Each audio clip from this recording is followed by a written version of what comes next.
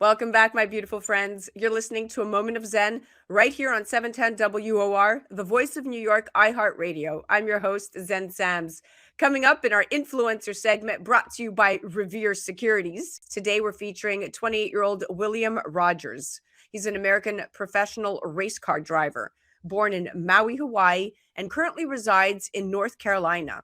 At the age of 3, Will was diagnosed with primary sclerosing cholangitis, PSC, a rather serious liver disease. He now runs the Will Rodgers Liver Health Foundation. Will returned to the NASCAR Xfinity Series in June of 2021 with Sam Hunt Racing on a 3-race schedule at Nashville Superspeedway, the Indianapolis Motor Speedway Road Course, and the Charlotte Motor Speedway Roval. Now, there are many different types of motorsports, but NASCAR is one that remains as popular as ever in the United States.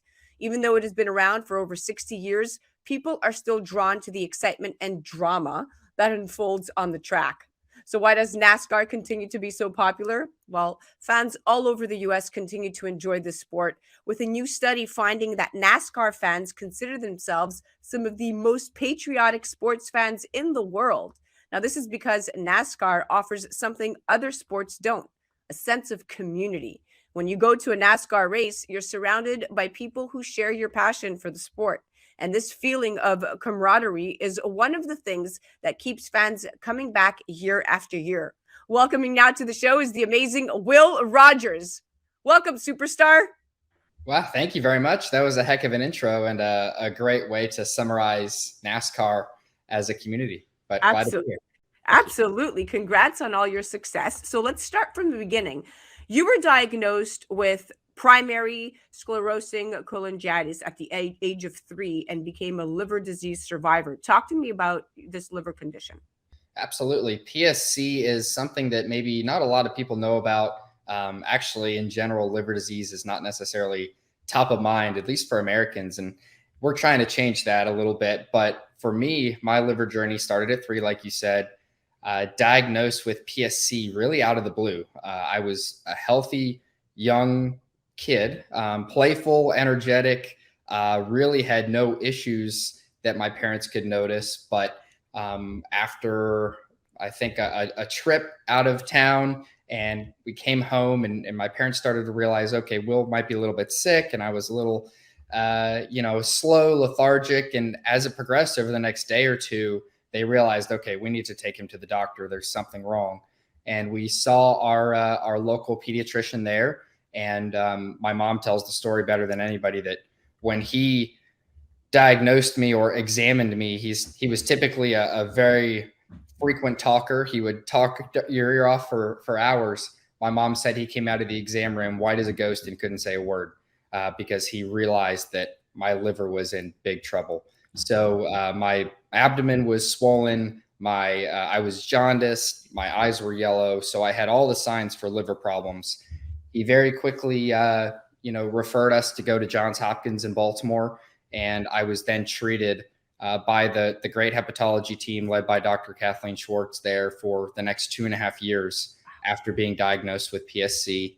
And so for PSC, there is no real treatment, unfortunately. But the doctors there did everything they possibly could to combat it.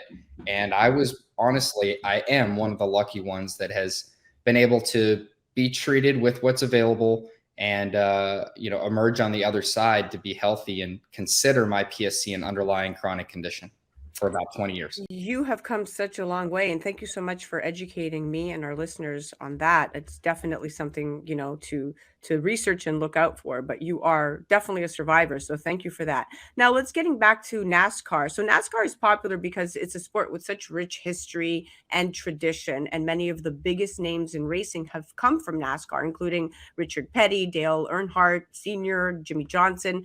And this history and tradition helped to create a really strong sense of loyalty among fans, which is what we've been talking about, which keeps them coming back year after year. How old were you when you started professionally racing?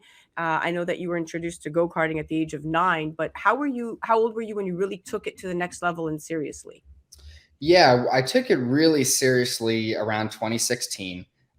So I, at that point, had been racing go-karts, motocross, off-road, some amateur sports car kind of racing, but around that time, I realized that there were better opportunities in the world of NASCAR for all the reasons you just mentioned.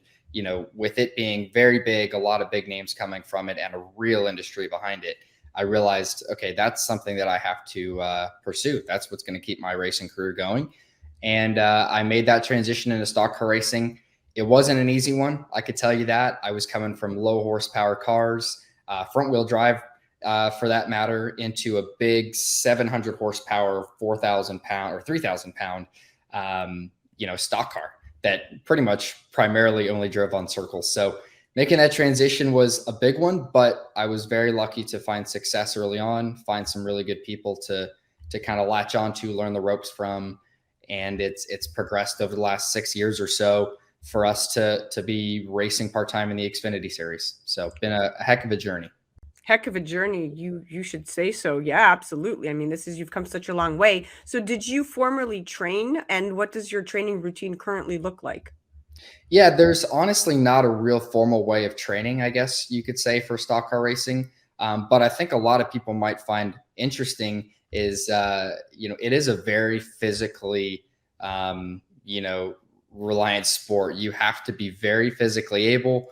You got to be training all the time. You have to have very good cardio. A lot of people might think, oh, just driving a car, it's super easy. But imagine this: you run a triathlon and you go to the gym and you do your weightlifting session, and then you hop in your car, roll up the windows on a very hot day, and blast the heat for about 3 hours. That's essentially what it's like. I'll lose, me being a smaller guy, I can't retain a lot of water, but I'll lose 6 to 7 pounds of water weight throughout a race. And our body is put through so many different things when it comes to fighting the pedals, the steering wheel, the G forces. It's a very physically demanding sport. So I'm in the gym 5 days a week. I have to eat very healthy. I have to stay on top of my hydration, not only for my well-being in general, but also as a professional athlete. That's some dedication, my friend. That's definitely a lot of hard work. On the onset, we see it as the viewers, and it looks really cool and fun to watch you out there. But yeah, definitely a lot of work preparation and dedication. Now, NASCAR has something for everyone. There's also so many different ways to watch races, whether it be live in person or on television. This makes it easy for people to follow and keep up with the action, no matter where they are. And for a fact, NASCAR remains popular, is that it's always evolving. The organization is constantly looking for ways to improve the fan experience, whether it's by introducing new technologies or making changes to the racing format. When fans come up to you and mention a moment or a race from your career, which one comes up the most? I'd say the one that comes up the most that I remember, that most fans remember, is my real breakout race, I guess, in 2017, where I didn't end up winning the race. I ended up finishing second, but I was teammates with NASCAR champion Kevin Harvick, and he and I raced at Sonoma Raceway in the K&N Series. Head to head, we pulled away from every other Cup driver and every other K&N driver in the field several times, and ended up having a heck of a battle towards the end.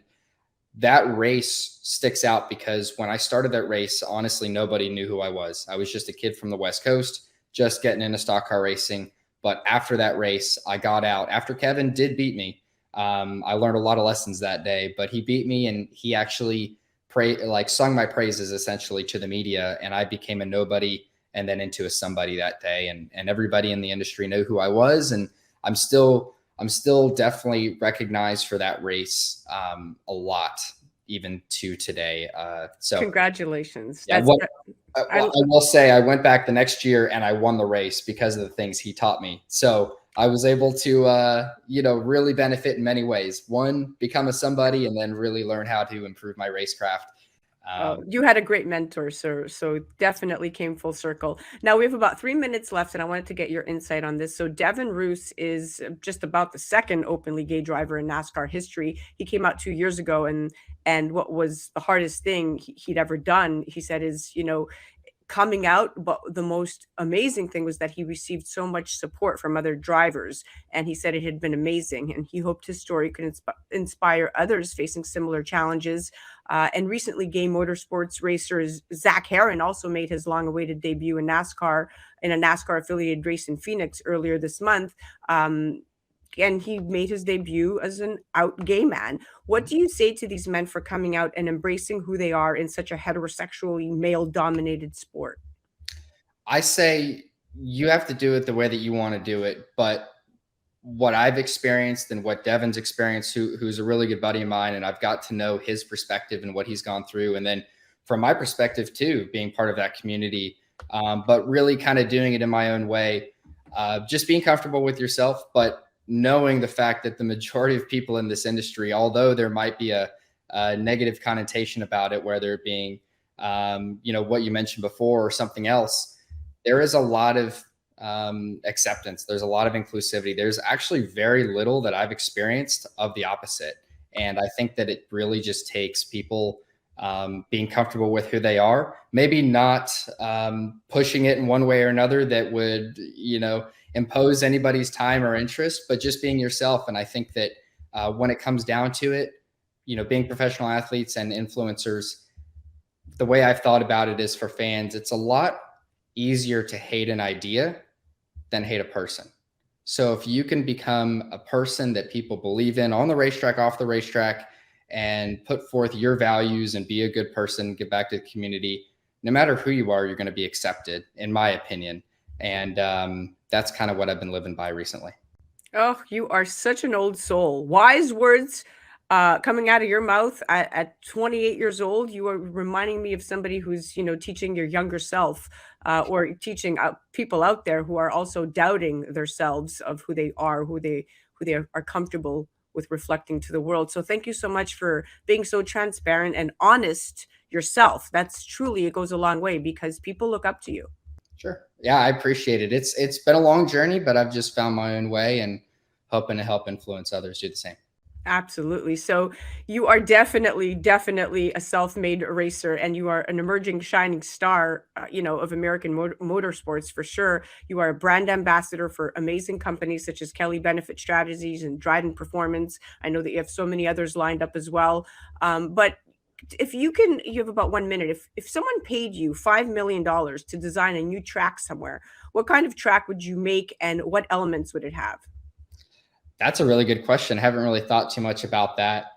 I'd say I'd probably make something similar to the Charlotte Roval. I really enjoy that track where it's the mixture between the oval and the road course. It's very tight technical, almost feels like a street course. But what's neat from a fan's perspective is you can be up in the stands and see all of the action, right? A lot of road courses, which are my favorite, you see the car for like 10, 15 seconds at the most, and then they're gone for an entire lap and they disappear in the trees or over the hill or what have you. But the Roval, it's an immersive experience. I would design something like that. Definitely some elevation, some tight technical stuff, and would make it really exciting. Oh, I love it. You know your stuff. You definitely know your stuff. And I love the way that you just articulated that. Thank you so much for coming on and chatting. It was such a pleasure. Great perspective, great conversation. Absolutely. Thank you very much for having me.